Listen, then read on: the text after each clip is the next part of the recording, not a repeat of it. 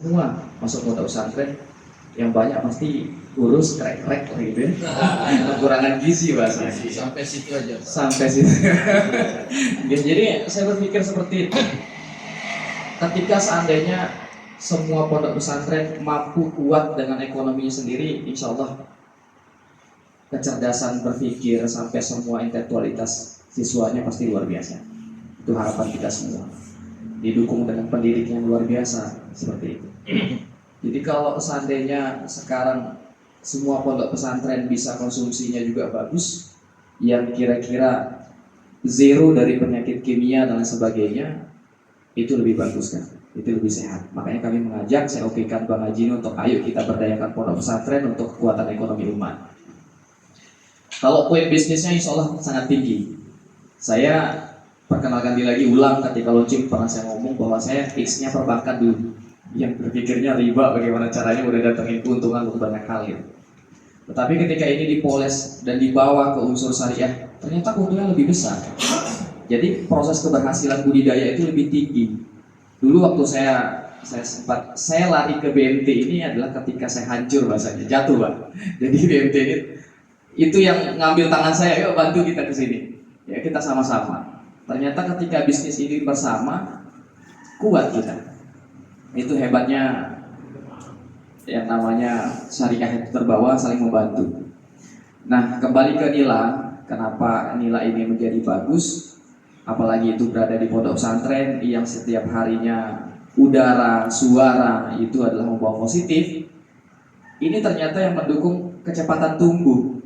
Serta saya baru hari ini, walaupun di sini ada penyakit kemarin yang terjadi, kematiannya, tapi tidak terlalu banyak seperti yang sudahnya. Dulu saya pernah mati total dalam satu hari itu 1 ton. Di sini kemarin 1 hari mati listrik, yang meninggal hanya 30 ekor, meninggal ya bahasanya, 30 ekor. Mungkin dibantu karena banyak yang zikir, banyak yang belajar kebaikan seperti itu.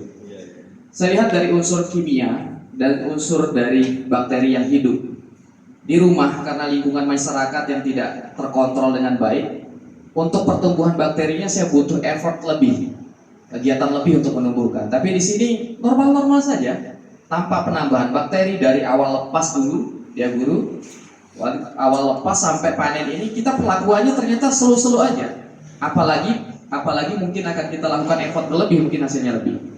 Dari yang kami tebar 1.500 ekor per kolam, itu jumlahnya sekian itu. Meninggalnya itu bahasanya SR kalau di perikanan. Jadi SR-nya itu mencapai di angka 20% saja.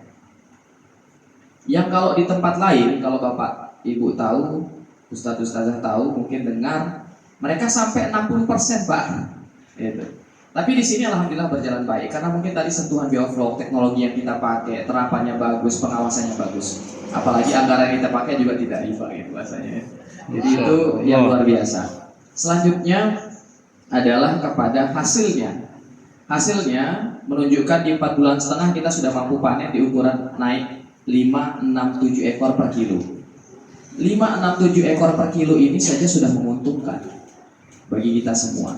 Nah harapan kami, walaupun sebenarnya kami bisa melakukan selling, penjualan ke tempat yang lain, tapi harapan kita semua pondok pesantren dapat konsumsi ikan nila yang sehat dan baik.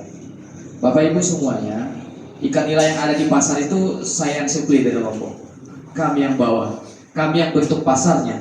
Mulai dari tahun 2017 itu kami sudah suplai, semua sampai seketeng, semua sampai bima, saya yang bawa. Itu ikan dari Lombok, ikan dari kami, di tempat saya juga ada seperti itu. Lalu bisnis awal saya di situ. Tetapi ikan bioflok ini berbeda Bapak Ibu.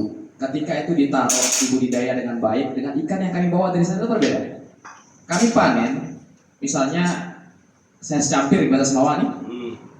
Besok kita akan menjual, kita panen hari ini. Coba bayangkan.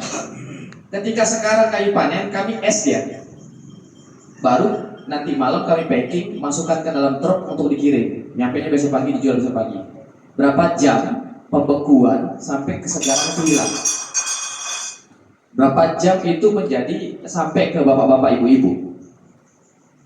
Jadi ini yang membawa rasanya agak berubah sedikit. Tidak manis lagi, sudah kurang lagi kadar proteinnya kurang, omega 3 yang yang didapatkan oleh anak udah kurang, karena tadi ada tercampur dengan hal kimia tadi, pembekuan dan sebagainya tadi.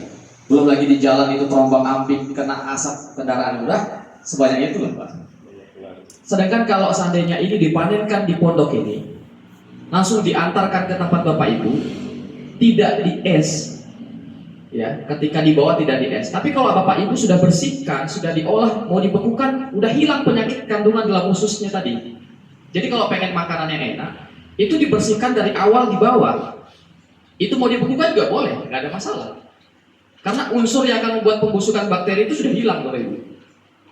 Itu yang kita harapkan. Jadi ketika seandainya nanti itu diantarkan ke pondok pesantren, kan ini masuk dalam lingkungan dekat bahasanya seperti itu. Kita harapkan ketika ketimbang Bapak Ibu beli ke pasar, bawa, yang diharapkan adalah nego harga tadi. Kenapa nggak nego di sini saja? Itu yang kita harapkan seperti itu. Entah mungkin butuh supli berapa banyak yang pastinya tidak akan setiap hari Bapak Ibu konsumsi ikan nila karena ada bosan juga. Bisa diatur siklusnya. Tetapi untuk sekali-kali menikmati ikan yang sehat, ikan yang baik dengan nutrisi yang baik, ya dengan pondok pesantren dan kolam berdaya ini. Mungkin itu aja yang saya sampaikan. Lebih kurangnya nanti kita sambut lagi. Ya, pulang makan masih tinggi ya. Kalau kita sampai Assalamualaikum warahmatullahi wabarakatuh.